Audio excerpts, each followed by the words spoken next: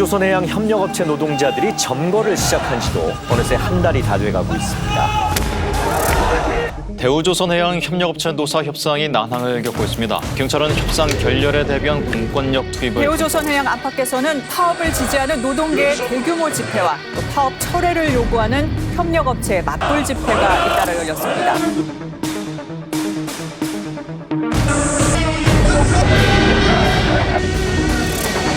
대우조선해양협력업체 노사 협상이 극적으로 타결됐습니다. 공권력이 투입되는 파국은 면할 수가 있었습니다.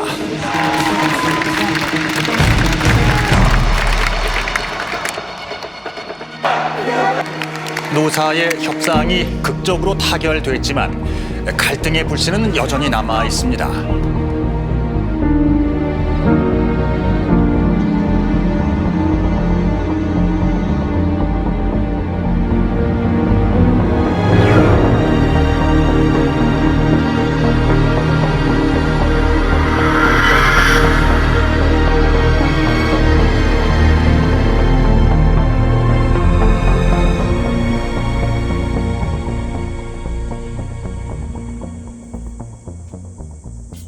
대우조선해양 하청 노동자로 일하는 용접공 전혜은 씨가 출근 준비를 서두릅니다.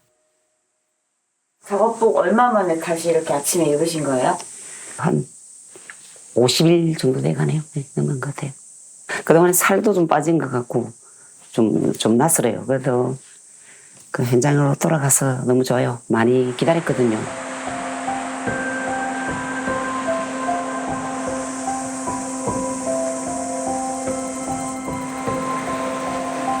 일이 손에 처음에는 안 잡혔어요.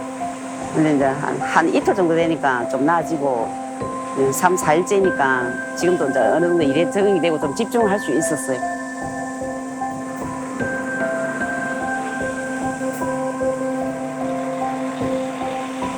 전혜은 씨는 어둡고 무더운 가판 속에서 두꺼운 용접복을 입고 쇳덩이를 녹이는 일을 합니다. 전등 밑에서 다 일을 하니까 탱크 안에서 많이 하고 어둡죠. 블록하고 이 블록끼리 연결해주는 그 작업을 하고 있죠.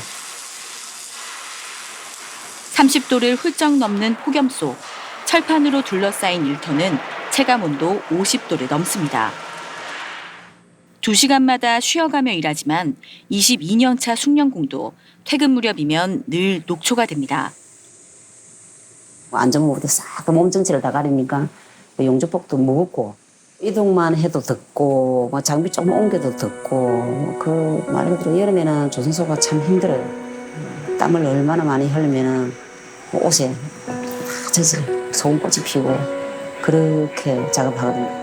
점심때 이제 좀 점심때 밥 먹으러 가면은 늘어놓고 말라고 이래 하거든요. 말도 못해요, 진짜. 일터에 복귀해서 월급도 다시 받게 되겠지만 전혜은 씨의 마음은 무겁습니다. 또다시 맞닥뜨린 생계 문제는 여전히 출구가 보이지 않습니다. 4년, 5년 정도 지금 그렇게 어려워지고 있습니다. 적금 못 넣고 당장에 그런 것부터 넣고 있는 보험도 좀 줄여가고 생활비도 사실 부족해요. 그냥 장도 잘 안 봐요. 나중에 좀 좋아질 것이다. 거의 희생하면서 감내하면서 참아왔던 거죠. 2016년부터 조선업 불황이 닥치며 매년 임금이 줄었습니다. 올해 전혜은 씨의 시급은 최저시급을 겨우 넘는 1,500원.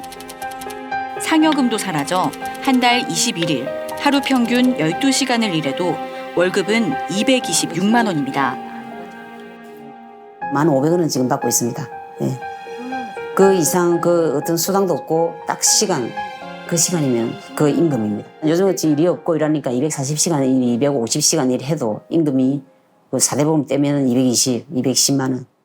왜 업체는 임금이 이렇게 낮고 더 올릴 수도 없고 주는 대로 받아야 되는지. 그게 하도급하고 원창사의 하도급의 문제라고 생각하거든요. 대우조선해양 노동자들이 일을 마치고 조선소를 빠져나옵니다. 원청업체 노동자와 하청업체 노동자, 하청의 재하청 노동자들이 한데 섞여 일하고 퇴근합니다. 이들의 일감도 그렇게 한데 섞여 있습니다. 시급제, 그다음 뭐 직시급 있고 물량팀 있고 계약직, 뭐 연봉제도 있고 대한민국에서 이렇게 임금 형태가 다양한 데는 없습니다. 지난해 말 기준 대우조선해양 노동자 19,000여 명 가운데 생산에 투입되는 기능직은 13,000여 명입니다. 이 가운데 64.5%가 사내협력업체 100여 곳의 하청 노동자고 원청 노동자는 35.4%입니다. 하청업체, 즉 사내협력업체에는 정직원인 상용직만이 아니라 몇 달 단위 단기 계약직이나 재하청 형태로 일감을 맡기는 물량팀, 외부 업체에 일용직 노동자를 공급받는 아웃소싱 등이 섞여 있습니다. 특히 하청업체들은 고용 부담을 줄이고 실적을 높이기 위해 재하청업체인 물량팀을 적극 활용합니다. 원청으로부터 받은 일감 가운데 일부를 물량팀에 통째로 맡겨 비용을 주고 물량팀은 공사기간을 앞당겨 이윤을 남기는 구조입니다. 서두르다 보니 노동 강도가 높아지고 안전 문제가 발생하기도 합니다. 이제 물량팀장이 이제 사무실 올라가서 이 물량을 받아와가지고 이걸 언제까지 끝내야 된다 하면 우리가 이제 일을 하는 거죠.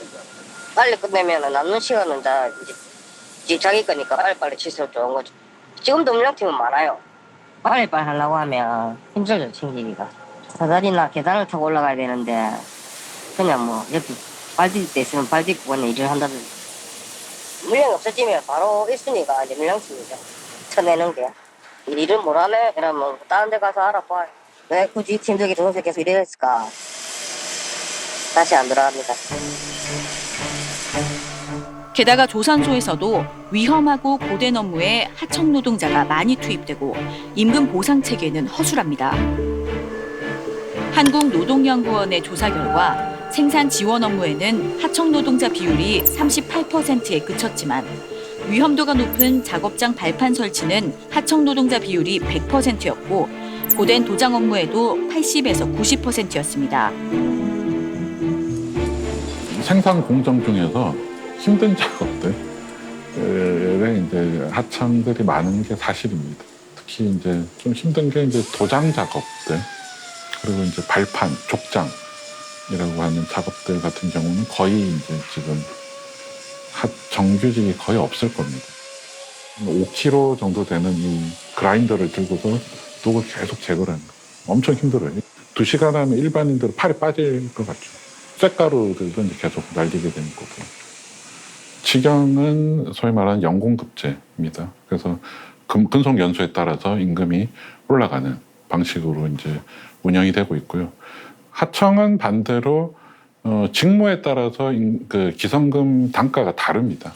기성금의 단가는 그 조선소의 영업 비밀입니다. 블록 공정의 용접사들을 보니까 정규직이 100이면 협력사 본공들이 한 5, 60% 정도 되고 물량팀이 한 70% 정도 되더라. 이렇게 힘들고 어렵고 위험한 일을 하는데 승용공인데다가 하는데도 제가 연말정산을 해보면 정규직의 절반 정도밖에 임금을 못 받아가고 있는 실정입니다. 정규직은 지금도 상여금 800%를 받아가고 있고 저희는 뭐 0%고 2016년도에 그 550% 상여금을 뺏겼습니다. 그게 연 한 1,000만 원이 되는데 이에 대해 대우조선 원청 노동자 역시 조선업 불황기를 거치며 자신들도 임금이 삭감됐고 고통 분담을 함께 했다고 토로합니다. 저도 한 입사한 지 한 6년, 7년 차 돼가는데 저 입사하고 나서부터 회사가 어렵다고 해갖고 다들 좀 이제 월급도 다 동결하고 이제 관리직은 또 반납도 하면서 이렇게 버텨왔는데 이제 좀 정상화가 되는 것처럼 보였는데 지금 이 상황이 이렇게 돼갖고 좀 너무 가슴 아픕니다. 제가 6년 전에 받았던 월급이 지금보다 많아요. 저희 성과금 못 받은 지도 한 5년, 6년 됐고. 원청과 하청, 재하청의 복잡한 다단계 구조는 조선업 자체의 특성에서 생겨났습니다. 조선산업은 선박 수요가 생기면 계약을 따내 일감을 확보하다 보니 경기에 따라 변동이 큽니다. 이 때문에 원청인 조선소는 주로 사내협력업체 하청 노동자를 통해 호황기와 불황기 인력을 조절했습니다. 실제 대우조선 원청 노동자는 지난 2014년 13,000여 명에서 지난해 10,000여 명으로 줄어든 반면 하청 노동자는 같은 기간 31,000여 명에서 8,000여 명으로 줄어 진폭이 훨씬 컸습니다. 호황기일 때는 하청 노동자가 4만 명 가까이 됐습니다. 사내에. 그게 끝나고 나니까 하청 노동자를 대량 해고하고 하청 노동자는 뭐 악소리도 못하고 다 쫓겨나고 또 임금을 깎으니까 돈이 안 되니까 육상으로 뭐 플랜트 현장으로 다 떠나가고. 고용 조건과 임금 구조가 하청업체들마다 다르다 보니 노사 임금 교섭도 쉽지 않았습니다. 임금 뭐 협상이 이런 게 전혀 아니고 그냥 일방적으로 그렇게 뭐 100원 인상, 200원 인상 이런 식으로. 시급이 11,000원인데 그나마 조금 더 받는 편입니다. 다른 업체 쪽에 뭐 발판 놓는 사람들 보고 이러면은 시급이 10년, 20년을 일해도 거의 최대 시급입니다. 게다가 대우조선해양의 부실은 하청 노동자들의 어려움을 가중시켰습니다. 대우조선해양은 지난 22년간 산업은행의 관리를 받으면서 공적 자금 약 12조 원이 투입됐습니다. 하지만 부채 비율이 546%에 달하고 최근 10년간 누적 손실도 7조 7천억여 원에 달했습니다. 도덕적 해이에 빠진 경영진들은 2016년 수조 원대 부실을 감추려 분식 회계를 자행했습니다. 선박을 저가에 수주하면서 하청업체의 원가 절감 부담을 지웠고 그 부담은 고스란히 하청 노동자들이 안게 됐습니다. 대우조선은 굉장히 말이 많았던 회사입니다. 정부 지원을 둘러싸고. 그리고 그동안 경영계 비리 같은 것도 있었고요. 뭐 경영 실패도 꽤 있었다고 봅니다. 근데 이제 그럼에도 불구하고 정부가 꽤 지원을 했어요. 거제도나를 포함한 경상남도 이쪽에 고용 미치는 게 크고 우리 조선산업의 중요한 어떻게 보면 3대 축 중에 하나이기 때문에 어떻게든 살려보려고 노력했던 거고. 엎친 데 덮친 격으로 조선업 불황까지 닥치면서 상대적으로 임금이 적고 고용이 불안한 하청 노동자들은 생계까지 위협받았습니다.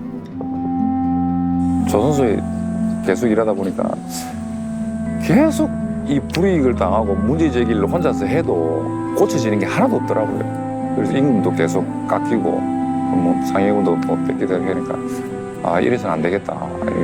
우리 목소리를 낼 수 있는 조직이 있어야 되겠다. 대우조선 하청 노동자 140여 명의 파업은 그렇게 시작됐습니다.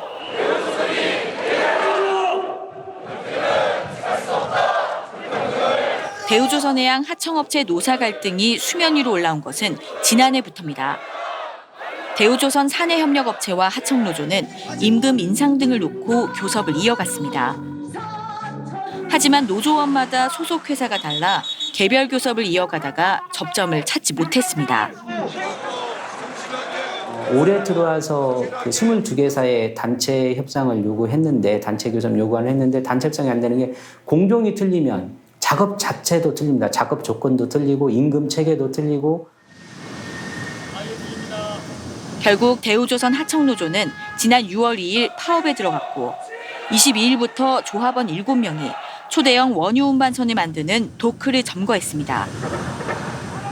노조의 요구사항은 삭감된 임금 30% 인상과 상여금 회복, 파업으로 인한 민형사상 책임 면제 등 9가지였습니다.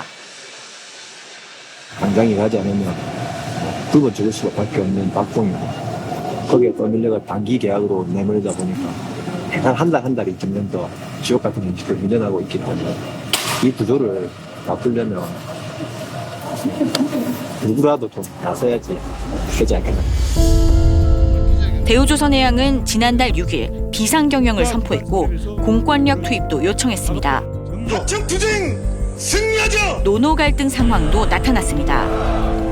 하청노조를 지지하는 민주노총 집회와 파업 철회를 촉구하는 대우조선 직원 맞불 집회가 동시에 열렸습니다. 2만 명의 생계를 위협하는 하청지에 불법 파업 중단하라! 정부가 파업 사태에 엄정 대응을 예고하며 공권력 투입 가능성이 커지자 긴장감은 극도로 높아졌습니다. 이 저희가 있는 이 게이트라는 곳의 특성이 이쪽에 보시면은 상당히 높은 바닥이고 저 반대편에 보면 바다입니다. 그런데 이곳에 만약에 공권력이 투입이 돼서 저희를 강제 진압하려 한다면은 인명사고로 이어질 수밖에 없는 곳이라고 봐야 되는 거죠. 행정안전부와 고용노동부 장관 등이 잇따라 파업 현장을 찾았고 밤샘 협상이 며칠째 이어졌습니다. 결국 파업 51일째 사내협력업체와 하청노조 양측은 극적으로 협상에 타결했습니다. 543 실현을 위한 더 많은 노력을 할 것이고 고용보장의 공론 이 두 가지 내용이 주요 내용으로 합의가 됐습니다. 4.5% 임금 인상은 각 협력업체가 기존에 적용한 인상률의 평균치였고 파업으로 인한 노조의 민형사상 책임은 면제받지 못했습니다. 노조가 요구한 대부분을 포기한 셈이지만 조선소 하청노조와 사내협력업체 간 첫 단체 교섭이라는 성과는 남겼습니다. 하청 노동자 이름으로 협상 테이블 앉아본것은 아마 저희들이 처음일 겁니다. 거기에서 굉장히 큰 의미를 두고 그 자체로서 굉장히 기쁘다고 그렇게 생각하고 있습니다. 51일간의 파업은 충돌 없이 마무리됐지만 조선업계의 구조적인 문제점들은 해결되지 못한 채 불씨로 남았습니다. 대우조선해양은 한국조선해양플랜트협회와 함께 원하청 상생협력 모델을 만들겠다고 밝혔지만 구체적인 방안은 내놓지 않았습니다. 그러면서도 파업으로 인해 연말까지 최소 2주 이상 공정이 지연될 것으로 보인다며 매출액 손실 등을 재산정해 노조에 손해배상 책임을 묻겠다고 밝혔습니다. 원청업체와 하청업체의 갑을 관계는 논의조차 되지 못했습니다. 원청과 하청과의 관계는 갑을 관계입니다. 기본적으로. 기성금을 일정한 기준에 따라서 줘야 하는데 원청이 기성금을 후려치거나 깎아서 주는 경우가 많습니다. 특히 어려울 때. 그래서 내버려 두면 원청한테 유리한 방식으로 해결될 수밖에 없어요. 왜냐하면 원청이 힘을 갖고 있고 의사결정을 갖고 있기 때문에. 나아진 경우에 협력업체들이 어떻게 할 건지에 대한 얘기가 없어요. 사내협력업체 역시 원청인 대우조선으로부터 기성금을 받는 하청업체에 불과해 노조와 임금 협상을 하기에는 한계를 드러냈습니다. 만약 회사가 줄 여력이 조금이라도 있었으면 이 정도까지 피해 올 때까지 끌고 오지는 않았겠죠. 4억에서 5억 정도 한 달 매출이거든요. 이달도 한 3억이 채 안 될 것 같아요. 그러면 우리 직원들 임금을 다 줄 수가 없죠. 연말까지 지금 밀린 이 매출을 따라잡기가 굉장히 힘들 거예요. 원청인 대우조선과 대주주인 산업은행이 하청 노사간 문제라며 나서지 않은 점도 근본적인 해법을 찾는 데 한계를 보여줬습니다. 그 하청 노동자 저임금 문제와 조선업 인력난 문제는 더 이제 심각해질 거라는 거죠. 비록 하청 노동자들의 임금 협상이나 파업 투쟁을 통해서 그거를 해결하지 못했지만 그래도 이 문제가 사라지는 문제가 아니기 때문에 이제 그 대우조선이나 산업은행 정부가 여기에 대해서 무슨 대책을 내놔야 한다. 더 큰 문제는 이제 시작입니다.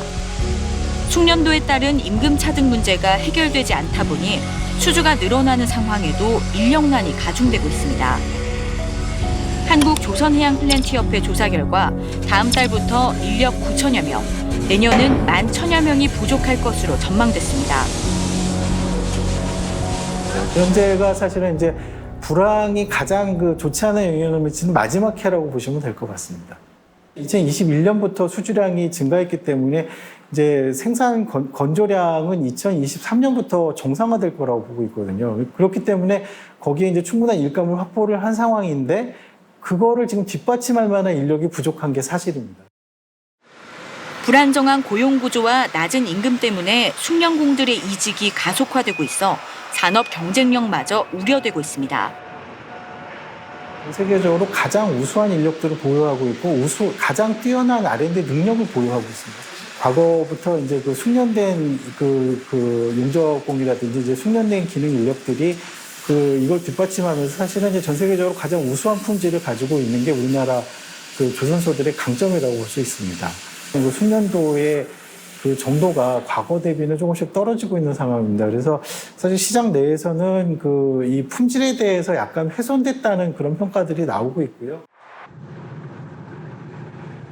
한국 조선업은 그 외부적으로 국제 경쟁력을 상실해서 우리가 사양 산업이 되는 게 아니라 체계적이지 못한 인사 노무 관리, 노동에 비해서 부족한 처우 이런 내부적인 요인으로 그 경쟁력을 잃을 걱정이 됩니다. 조선 산업의 경쟁력을 지키려면 이제라도 고용 구조와 임금 체계를 개선해 숙련군부터 확보해야 한다는 게 전문가들의 지적입니다. 힘든 일을 하는 거, 책임을 더 많이 요구하는 거, 숙련이 더 높은 거 이런 건 더 주자는 거예요, 실제로. 이게 노동시장의 합당한 질서예요. 이게 차별이 아니라 합당한 차등입니다. 원청 하청에 걸쳐서 조선에서 그래서 이런 것들을 하기 위한 노력, 이게 임금 체계를 새로 도입하는 거거든요. 전문성과 경영 능력을 갖춘 사내 협력 업체를 키우는 것도 조선업 경쟁력 강화를 위한 또 다른 축입니다. 일본 같은 경우는 사내 협력업체가 1930년부터 만들어진 협력업체가 나온 곳도 있고 그래요. 사내 협력업체 가운데 건실하고 전문화돼 있고 책임 있게 할 수 있는 업체들을 여러 개 키운다. 이게 오히려 원청의 든든한 기반을 할 수 있게 만든 거기도 하거든요. 원하청 노사가 함께하는 사회적 대화의 장을 마련하는 것은 세 번째 축입니다. 협력사를 통해서 하청 노동자들의 의견을 반영을 하든 아니면 뭐 직접 대화를 해서 반영을 하든 사회적 대화의 통로들을 좀 만들어 나갈 필요는 있다라고 생각이 듭니다. 그다음에 협력업체들하고 이제 하청 노동자들하고 또 좀 교섭의 틀들을 좀 제도화해야 되지 않을까.